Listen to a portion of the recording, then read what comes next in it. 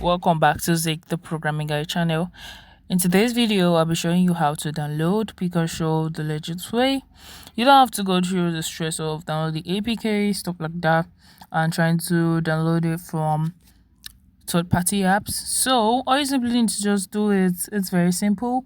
They've made it easier for everyone. So all you need to do is go to your Play Store and look below your screen. You can see your search bar. Click on search and you're going to search for PikaShow. So click on PikaShow and you're going to see a lot different ones.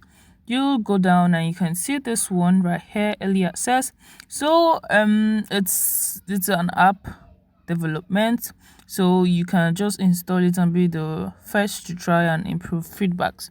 So you can see what the app is going to be all about, so you can see it by yourself, and it's going to be a good one.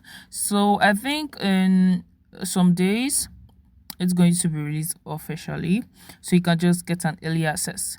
So you can just simply click on install and it's going to install to your phone and you're going to get started. If you find this guide helpful, give it a thumbs up and equally subscribe to get more helpful tips like this. Thanks for watching, guys. That's my next video. Bye.